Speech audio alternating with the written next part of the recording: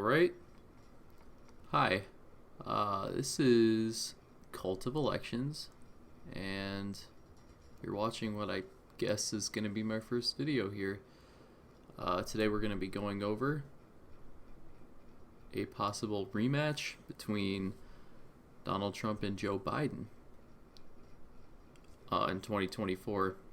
Now, honestly speaking, I don't think either of them should run in 2024. Joe Biden will be in his 80s. Trump will be pretty old too. And not even that. It's like, if he couldn't win now, or re-election, I should say, why should he run again? That's just my thing. But here we have in front of us, unless something crazy changes, which I doubt, but we have the 2020 Electoral College map. An important thing to note in 2024 is that all these numbers here are going to change. Well, not all of them, but some of them. I'm going to bring up the same map here with the numbers changed and all that. So we have a lot of changes here. So Florida, Texas gaining some, California staying the same, Arizona gaining one. The Rust Belt, Minnesota, Michigan, Pennsylvania losing. New York is losing too. So there's a lot to go over here. It could be explained a lot more in depth, but the important thing to note is this number up here, 236. So going back to 2020, it's 232 for Trump, but now 236. So if the map, and by the way, this is all projection, so it wouldn't necessarily look like this, but it should be a rough outline. So with this baseline in mind, it should help Republicans in the future, assuming two things. Texas is held on to, and Florida is held on to, and I guess you could say North Carolina gained an electoral vote, held on to as well. Trump won these states both times he ran, and Florida with a pretty good margin, North Carolina with a slimmer margin. Texas has been trending more blue, but I think it'll have one more election where it stays red. But after that, it could be a little bit sketchy. But, I mean, we're speaking hypothetically. Let's say GOP lost these, but won the Rust Belt back. And, okay, we'll say Georgia and Arizona go their way. That's not a good margin to have. And Minnesota, red, it was possible in 2016, but doesn't really look like that now. So Texas becomes way more important as it swings blue. Maybe it'll stop swinging blue. Maybe it was just a Trump effect. They re-elected an incumbent senator who was a Republican by a bigger margin than Trump, and it was a comfortable margin. So who knows there? Changing demographics, but it may just not surface, at least for a little while. But okay, going into a blank map. This is 2024, my prediction. So we're gonna start out with the safe states. We'll start out with Biden. Based on these two, it could have swung in the other direction, but they clearly did not. The margins were bigger, I believe, between 2016 and 2020. So obviously we'll count those safe. California is obviously safe. Hawaii, obviously safe. We could swing up here. Vermont, that's safe. New York, not done counting at the time of me making this video, but I believe it would remain safe. Connecticut, Rhode Island, all these New England states feel like their margin has been a lot more than 2016, which may partially add, besides New York as of right now, but they're not done counting. And they may add to Joe Biden's popular vote difference being greater. Illinois, safe as well. And you could say Colorado, New Mexico, and Virginia. I mean, I think Virginia and Colorado were a lot bigger margins than some people expected. It's a couple of the states where the polls are actually fairly accurate. I think Virginia wouldn't exactly be solid blue in a normal scenario, but considering how fast it was called this past election, and, you know, the thing with all old people dying, younger people coming in, I think it would be safe. Now, that may be a bit of a stretch, but I think it'd be safe. And the same goes for New Mexico. But oddly enough, their Senate race was kind of close, but that's a topic for another time. And I believe that's all the safe states. For the Republicans, Montana, they said it would be kind of close, but I didn't really see that. Wyoming, obviously, most Republican state in the country. Idaho, Utah, all these, you know, Nebraska. We can get into that later because of the one electoral vote. Let's see. Missouri, they said that was going to be close. It wasn't. Arkansas, Tennessee, Kentucky, you know, all these. South Carolina is another one. They said it was going to be close. It really wasn't. So, we can go through all these safe states. Kansas is another one. They said might be closer, and it really wasn't. Indiana, same thing. Not really that close.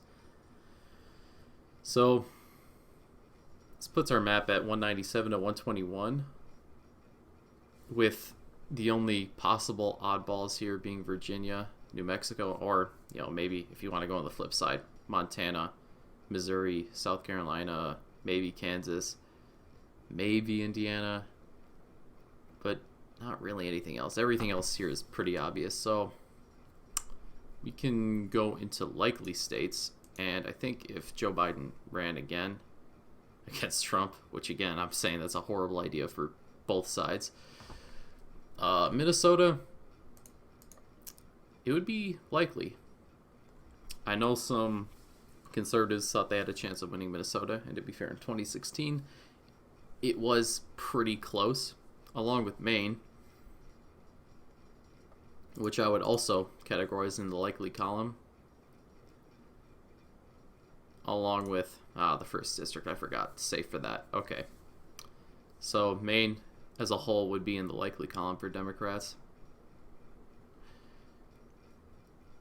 And you could argue that it would be safe, but I'd say likely. I mean, who knows what it's going to look like 4 years from now. Colorado, obviously, if it's not going to be safe, it's going to be likely. Pretty much. New Hampshire, kind of surprising. It was also a state that Trump almost won in 2016, but in 2020, it went way farther to the left, and that's what he's left with. Likely New Hampshire. Let's go into Republican states. Iowa and Ohio, despite Minnesota, and I know it's not the most fair comparison, but Minnesota, New Hampshire, and the Rust Belt states too, going to the left, they kind of remained Republican. I wouldn't exactly consider them safe, but they're comfortable margins, so I'd say they'd be likely in his column still. I don't think they would change their minds and like Joe Biden all of a sudden where he would win the states necessarily. And Alaska in the likely column. I know I mentioned Montana and South Carolina. things they thought were going to be close, but weren't necessarily so close. Alaska, I believe, is a single-digit margin right now, which could it come into play in the future? Probably not, considering, the rural areas and all that. But Trump runs again, potentially, but I'd say probably not. And with other likely states, I would put Texas in there. I think even with Trump running, I think it's got at least one more in the tank for Republicans. Probably in the bag unless they put up a terrible candidate. So right now, pretty much nothing's changing, which I guess isn't a surprise. But I believe that would be all of the likely states I have here. We can start with lean states. And again, I will start with Joe Biden. I hate to do it now, but I'm going to put the entire Rust Belt in the lean. Besides Wisconsin. And the Michigan margin increased to 3 points in 2020. And Pennsylvania is a fairly big margin. And I can't really see it going back the other way because the turnout was so high. I don't think Joe Biden's going to influence any voters to come out that didn't. And neither is Trump, so it's going to be somewhat similar in that regard. So there's that. Same thing kind of goes for North Carolina and Florida. Florida, in all honesty, should be put into a tilt column, but considering all of a sudden Cubans there, like Trump, Miami-Dade County, which it was a very close margin, closer than it should have been. It wasn't close necessarily, but for a big city, it was way closer than it should have been. Oddly enough, I'd say Florida's in the likely.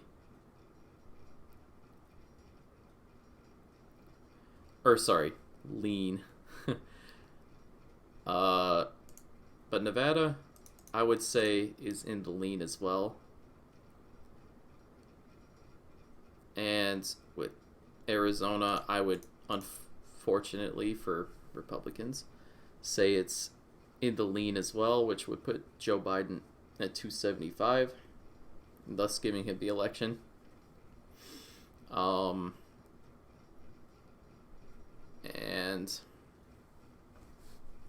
that leaves a few more things left here. I think that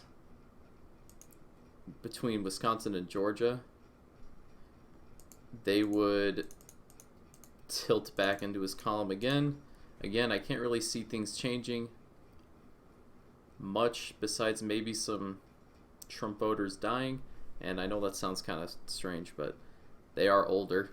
It is a fact. Right now, the older people make up a huge part of the electorate, and as time moves on, that will change.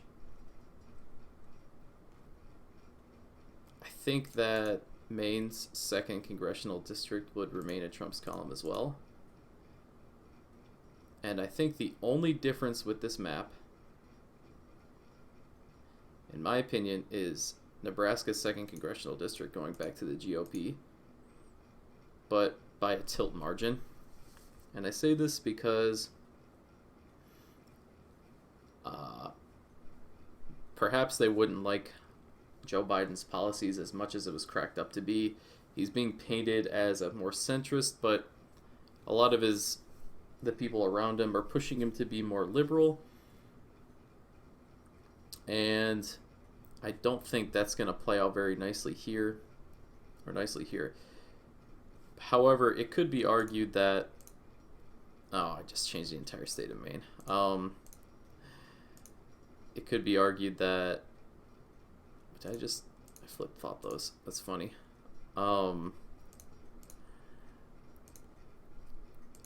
It could be argued that this would be possibly even likely, but lean. I could see that.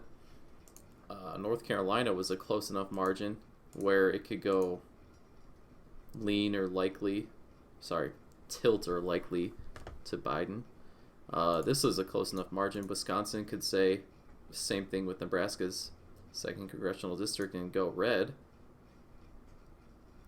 Georgia could flip back. Arizona could as well. Nevada was close enough, but probably not. You could say Michigan's more blue, Pennsylvania more blue. You can even say Georgia's been trending in the direction of becoming more blue, so it's more like a, lean state. So the map could look something like this, which, interestingly enough, is one electoral vote better for Biden. But like I said, as an American, I really hope not to see this again because,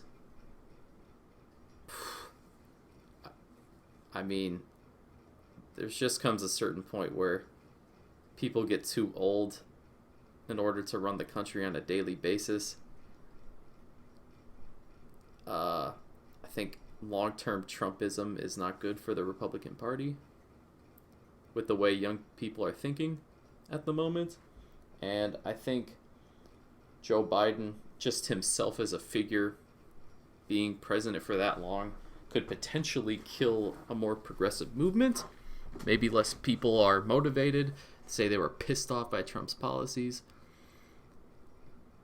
I think they would motivate a lot less of them. And then the DNC would have these, insider candidates again and again that people just end up settling for, which I know a lot of progressives could say that they don't want that. But, right, final map. Let me just change everything back.